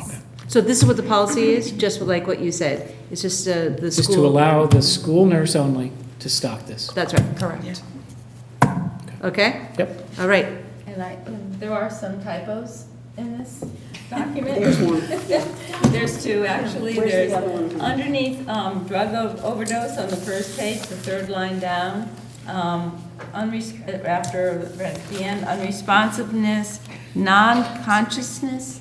It's an N again. It's. Oh, And I that is think an that- N-O-N, non-responsiveness. N-O-N dash consciousness. If somebody just put a hyphen there, it would become one word that says non-consciousness. It wouldn't be unconscious. No, in that case, it would be, the word would be N-O-N dot consciousness. But because the hyphen didn't show there, Okay. it doesn't become a hyphenated word, but it should be. It should be. And then On also. the other end. The other end that I pointed out after, Yes. on where it says Narcan is a medication used to, there's an extra N there. That N shouldn't be there. That N shouldn't be there. Move that in. Yeah. Jane, did you have? I just had a thought. I think there are two good resources for us to help just clean up our thinking. One is across the street. The chief could come over, I'm sure, and talk to folks here. Mhm. And secondly, Dr. Blayfeld would be an excellent Oh, be resource as great. well. Yeah. So maybe we should just make sure that the policy, if you guys, you have already had him in, right? We did. Okay. Right. Any other? Sorry. Leah Hendricks, our nursing supervisor, has run everything by him in terms of the policy. Okay. We have to stop it. Don't know. So I'm just going to keep on going. Okay. Okay. All those in favor of passing the first reading? Sorry, I lost it. The policy P5141.213, emergency administration of naloxone. Please say aye. Aye. Oppose? Abstain? Is moved on. The next one is once again, is the potential of going into an executive session, and so I am going to ask that we just move that towards the end, do everything up, so then our tapers can go home and we can clear things out. So I am going to go for information, letters and communication, and Jay, I'll start with you. Well, obviously, I heard from several parents about the calendar issue, and I guess that was about it. Okay. Lee? I went to the orchestra program last Thursday. Awesome. I don't play anything. It's not what I'm very good at, but I'm a very, very good audience. I have never heard anything that impressed me that much. It was in 3 parts. Addie played piano for the band. The Coast Guard trombonist was there. Our own Anne Lefebvre, I don't know how to pronounce his last name. And I said to Addie, I don't know a whole lot about music. Is he as good as I think he is? And Addie said, amazing. And he's ours. Yeah. Let's make sure we keep him. Thank you. It was a great, great evening. Rita? I heard from people concerns about the school calendar. Also, I had a question. There was the article in the Day that Jay pointed out. Do we use silverware in our cafeterias, or do we use plastic silverware? I'm going to say plastic. Plastic, so that's, I think we should have a referral, as well as the cardboard trays and the plastic, getting rid of things. So we should have a referral about that. And I also wanted to make a referral that we have, look into again having an alternative high school. I think that there's a real need. It would also help with the students who have a difficult time coming to school. There are issues why sometimes they don't want to go to the bigger high school. And so we had a great one in Groton at one time, and I'd love to see it come back. That's it. Liz? Okay, I've been working at Cutler Middle School because I have a teacher there, an 8th grade teacher, Rick Morallo, who has volunteered his 8th grade students to work with National History Day. So currently we have about 80 students who are investigating topics related to the National History Day theme of breaking barriers in history. So I want to commend Mr. Morallo for taking that on. The other thing, and the competition this year, and I'm inviting all of you because I'm running it, is March 7th. So anybody wants to judge? At Fitch High School? No, it's at NFA. At NFA this year. Right, and the other thing is that the census is coming up, and I've been asked I'm the Complete Count Committee Chair for the town, and I was asked by the New England Regional Director for the census to have somebody be responsible to get our, especially our elementary schools, but to talk about and get people involved with the census.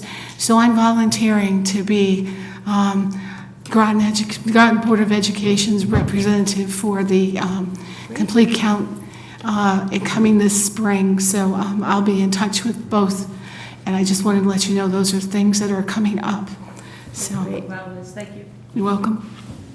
I had a couple of 5th grade parents asked me on the snow day, because we were having fun, and they were concerned about the 82-minute periods for their 6th graders. They're a little bit concerned that their little 6th graders are not going to be able to sit through 82 minutes.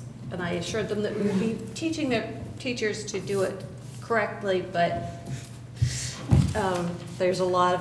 there's a growing concern as the kids are younger, and I get about 82 minutes if I keep going, but they're in class, all day with the same teacher, and they live through it, but. You got a point there. So there is some growing concern out there on the 82 minutes, especially for the 6th and 7th graders.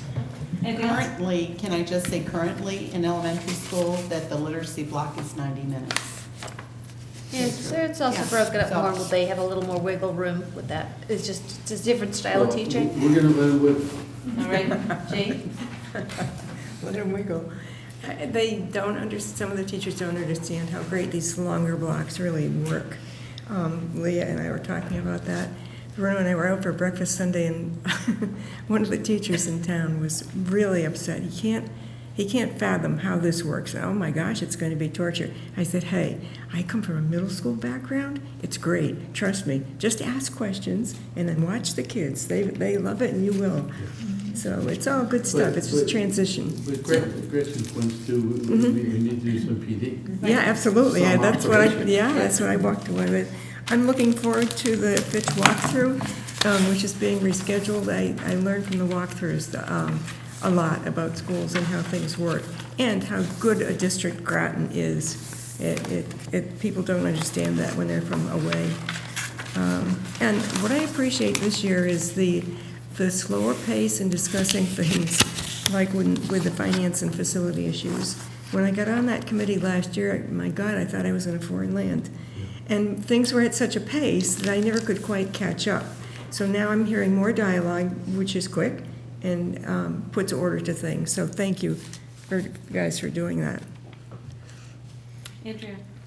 I don't have anything that I've done, but on January 19th, which is a Sunday at St. James Church in New London, is the Martin Luther King's ecumenical service, and of course, Melissa Mancuso will be participating.